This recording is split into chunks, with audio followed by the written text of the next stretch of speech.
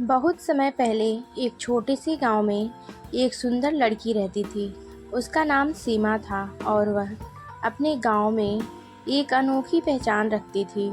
सीमा का कोई परिवार नहीं था, वह अकेली थी, लेकिन उसकी आत्मनिर्भरता और सादगी ने उसे गांव वालों का आदर्श बना दिया था। वह खेती-बाड़ी में मजदूरी करती थी और अपने काम से ही अपना पेट पालती थी। गांव के लोग उसे अक्सर मेहनती और ईमानदार लड़की के रूप में जानते थे। सीमा का एक और विशेष गुण था और वह था उसकी गहरी धार्मिकता। वह हर सुबह गांव के प्राचीन शिव मंदिर में पूजा करने जाती थी। यह मंदिर गांव के बाहर एक छोटे से पहाड़ पर स्थित था और उसमें एक पुराना शिवलिंग था जिसे लोग बहुत श्रद्धा से पूजते थे। सीमा ने इस मंदिर को अपनी दूसरी घर मान लिया था, जहां वह न केवल भगवान शिव से आशीर्वाद प्राप्त करती बल्कि अपने जीवन के कठिन समय में शांति की तलाश भी करती। एक दिन वह अपने साथ एक लोटा लेकर शिवलिंग पर दूध चढ़ाने के लिए मंदिर गई। वह हर सोमवार को यह काम करती थी क्योंकि उसे विश्वास था कि भगवान शिव की पूजा से उसके जीवन में सुख शांति बनी रहती थी। उस दिन भी वह अपने मन में यही भावना लेकर मंदिर में आई। मंदिर में जब वह पहुंची तो उसने देखा कि मंदिर पूरी तरह से खाली था, उसके अलावा कोई नहीं था और यह देखकर उसे थोड़ी अजीब सी घबराहट महसूस हुई, लेकिन उसने इसे ज़्यादा महत्व नहीं दिया। वह अपनी पूजा में मन लगाकर शिवलिंग के पास दूध चढ़ाने के लिए झुकी। तभी अचानक एक अजीब घटना घटी। एक सांप तेजी से शिवलिंग के पास आया और शिवलिंग के पास लिपट कर बैठ गया। सीमा ने देखा और घबराई क्योंकि उसे इस तरह के दृश्य से डर लगता था, लेकिन उसने हिम्मत रखी और दूध चढ़ाने की कोशिश की। जैसे ही वह दूध चढ़ाने लगी, सांप ने अपना फन फैला लिया और बहुत घातक तरीके से शोर करने लगा। सीमा डर से कांपते हुए दूध का लोटा शिवलिंग के पास रखकर पीछे हट गई। सांप ने तुरंत दूध पिया और फिर धीरे धीरे शिवलिंग से नीचे उतरकर चला गया। सीमा हैरान और भयभीत थी, लेकिन उसने शिवलिंग के सामने हाथ जोड़कर पूजा की और दूध का लोटा उठाकर मंदिर से बाहर निकल गई। अगले सोमवार को वह फिर वही सब करने आई। इस बार भी वही सांप आया और दूध पिया। यह सिलसिला कई हफ्तों तक चलता रहा और हर सोमवार वही सांप शिवलिंग पर बैठकर दूध पीता था। एक दिन सीमा मंदिर नहीं जा पाई। इस बार वह खेत में काम करने गई थी। खेत में काम करते समय एक सांप उसके सामने आ गया। वह डर गई, लेकिन वह सांप चुपचाप वहां से चला गया। फिर शाम के वक्त खेत से काम करके सीमा घर लौट रही थी कि तभी अचानक एक सांप ने उसका रास्ता काट दिया। सीमा सोचने लगी, तभी उसे एहसास हुआ कि शायद यह सभी घटनाएं एक संकेत है कि वह मंदिर में जाना भूल गई। वह तुरंत घर गई, दूध लिया और मंदिर पहुंची। मंदिर में वही सांप फिर शिवलिंग के पास लिपटा हुआ बैठा था। सीमा ने उसे देखकर दिल से राहत की सांस ली और जैसे हर बार दूध पिलाया वैसे ही सांप दूध पीकर चला गया। रात में सोते हुए सीमा के मन में एक सवाल था, क्या यह सांप उसे यह याद दिलाने के लिए आ रहा है कि वह मंदिर में दूध चढ़ाने के अपने कर्तव्य को ना भूले? क्या यह सांप उसी रूप में था या इसका कोई और राज था? वह यह सोचते सोचते सो गई। अगला सोमवार आया और सीमा एक बार फिर दूध का लोटा लेकर मंदिर गई। इस बार जब वह मंदिर पहुंची तो उसने देखा कि सांप शिवलिंग पर लिपटा हुआ नहीं था, वह बक्से के पास बैठा था, जैसे कुछ संदेश देना चाहता हो। सीमा हैरान हुई और हंसी में बोली, क्या हुआ, अब तुम बक्से पर बैठ गए हो? क्या शिव जी से नाराज हो? उसने जैसे ही बक्से के पास दूध रखा, सांप ने दूध पीने के बजाय बक्से से नीचे उतरकर उसी बक्से पर वापस चढ़ना शुरू कर दिया। यह देखकर सीमा और भी हैरान हो गई, लेकिन फिर उसे यह महसूस हुआ कि सांप कुछ संदेश देना चाहता है। उसने बक्से को खोला और उसमें से एक पत्र मिला। पत्र को खोलकर पढ़ने पर सीमा को यह जानकर बहुत बड़ा झटका लगा। पत्र में लिखा था, मैं सांप नहीं, पहले एक इंसान था। मेरी गलती के कारण मुझे यह रूप मिला। यदि कोई कुंवारी लड़की मुझे 16 सोमवार तक दूध पिलाएगी तो मैं फिर से इंसान बन जाऊंगा। सीमा ने कांपते हाथों से पत्र को दोबारा पढ़ा। उसके दिल की धड़कन तेज हो गई थी। क्या यह सच हो सकता था? क्या यह सांप वास्तव में कभी इंसान था? सीमा की आंखों में कई सवाल थे, लेकिन एक चीज वह अच्छी तरह समझ चुकी थी, यह कोई साधारण सांप नहीं था, यह कोई श्रापित आत्मा थी जिसे मुक्ति की तलाश थी। सीमा ने कांपते स्वर में सांप की तरफ देखा, जो अभी भी शिवलिंग के पास दूध के लोटे के पास बैठा था। पहली बार उसने सांप की आंखों में गौर से देखा। उसे ऐसा लगा जैसे उन आंखों में एक अलग तरह की गहराई थी, जैसे कोई उसे कुछ कहना चाहता हो, कोई उसे पुकार रहा हो। सीमा ने धीरे धीरे हाथ जोड़कर कहा, क्या यह सच है? क्या तुम इंसान थे? सांप ने कोई प्रतिक्रिया नहीं दी, वह बस वहीं चुपचाप बैठा रहा। सीमा ने गहरी सांस ली और मन ही मन सोचने लगी, अगर यह पत्र सच कह रहा है तो इसका मतलब यह हुआ कि यह सांप पिछले ना जाने कितने वर्षों से इस श्राप में फंसा हुआ है। अगर मैं हर सोमवार इसे दूध पिलाऊंगी तो मैं पीछे नहीं हटूंगी, मैं इसे इंसान बनने में मदद करूंगी। उसने सांप की ओर देखा और धीरे से कहा, मैं हर सोमवार तुम्हें दूध पिलाऊंगी, चाहे कुछ भी हो जाए, मैं तुम्हें इंसान बनाने में मदद करूंगी। सीमा की यह बात सुनकर सांप पहली बार थोड़ा जैसे उसने उसकी बात समझ ली हो। फिर धीरे धीरे उसने दूध पिया और मंदिर से बाहर चला गया। अब सीमा हर सोमवार को मंदिर जाने लगी। पहले तो वह केवल दूध ले जाती थी, लेकिन अब वह फल और फूल भी चढ़ाने लगी। उसे ऐसा महसूस होने लगा था कि यह सिर्फ एक सांप नहीं था, बल्कि कोई ऐसी आत्मा थी जो इंसान बनने के लिए तरस रही थी। धीरे धीरे सीमा और सांप के बीच एक अनोखा रिश्ता बन गया। पहले जहाँ सीमा सांप को देखकर डरती थी, अब उसे देखकर उसे डर नहीं लगता था। वह उसके सामने सहज महसूस करने लगी थी। कई बार सीमा खेतों में काम करने जाती तो उसे ऐसा लगता कि कोई उसके आसपास है। जब वह ध्यान देती तो देखती कि वही सांप पास ही कहीं पड़ा हुआ है। वह उसे नुकसान नहीं पहुंचाता, बस उसके साथ साथ चलता। सीमा मुस्कुराकर कहती, तुम अब मेरे पीछे पीछे क्यों आते हो? सांप हमेशा चुपचाप बस उसकी तरफ देखता रहता। धीरे धीरे गांव के लोगों को भी यह बात समझ में आने लगी कि सीमा मंदिर में हर सोमवार जाती है और किसी सांप को दूध पिलाती है। कुछ लोग इसे अच्छा मानते थे तो कुछ लोग डरते थे। एक दिन गांव की कुछ औरतों ने सीमा से पूछा, तू हर सोमवार मंदिर में जाती है और एक सांप को दूध पिलाती है, तुझे डर नहीं लगता? सीमा मुस्कुरा कर बोली, डर किस बात का? वह सांप मुझे कभी नुकसान नहीं पहुंचाता। शायद भगवान शिव ने ही उसे मेरे पास भेजा है।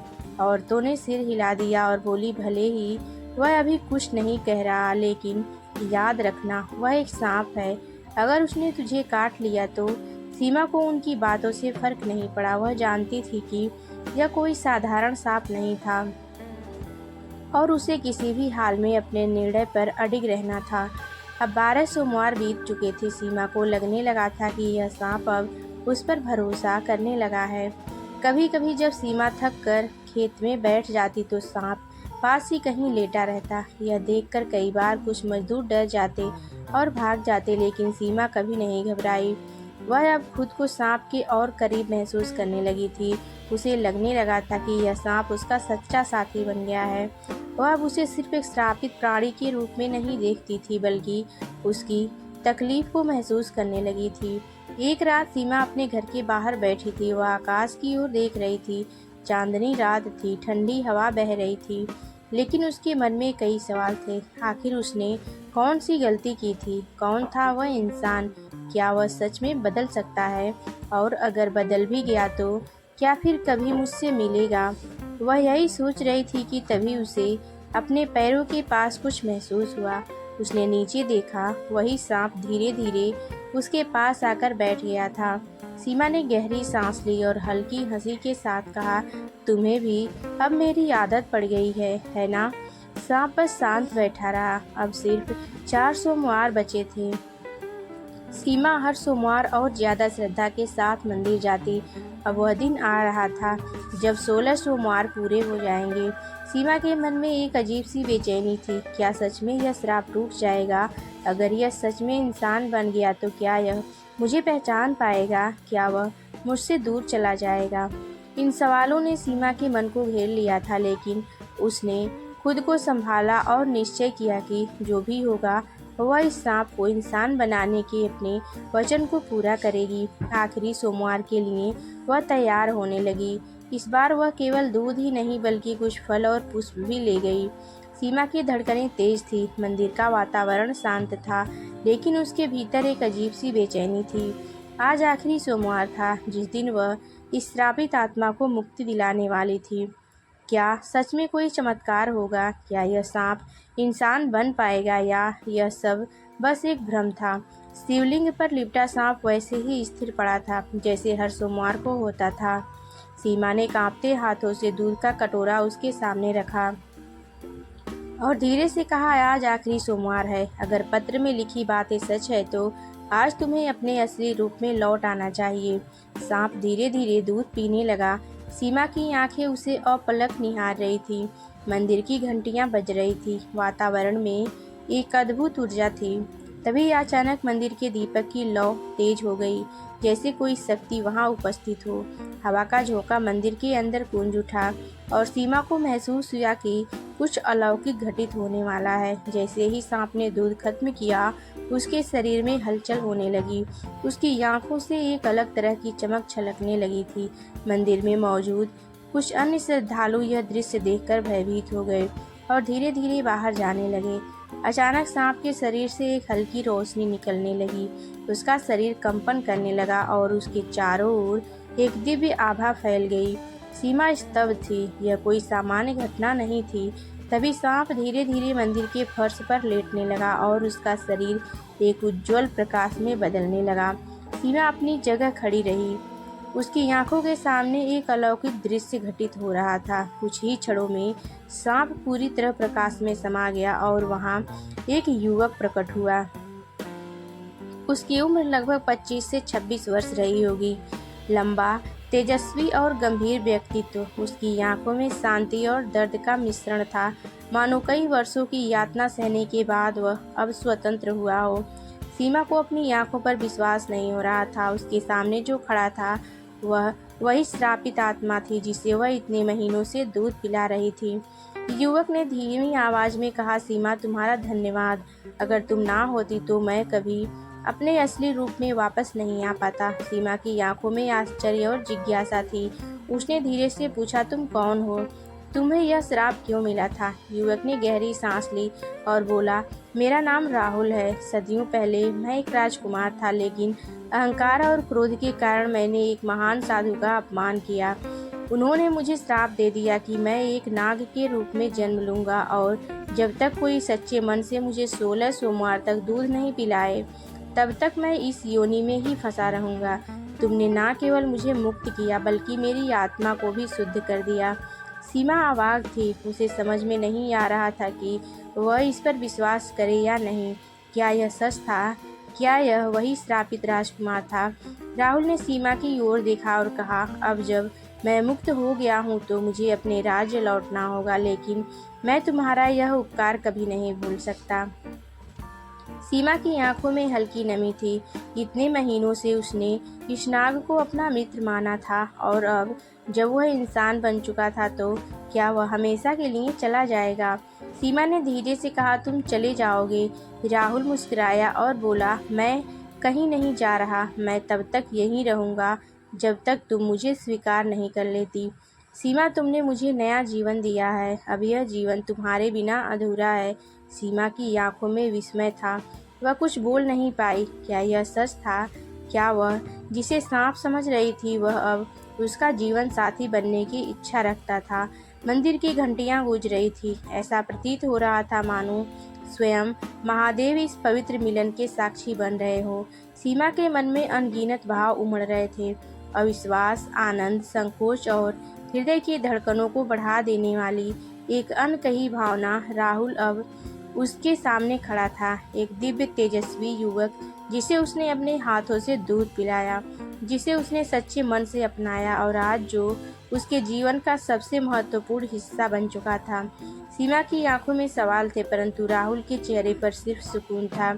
उसने एक कदम आगे बढ़ाया और सीमा का हाथ थाम लिया। सीमा, क्या तुम मेरी जीवन संगिनी बनोगी? सीमा स्तब्ध थी।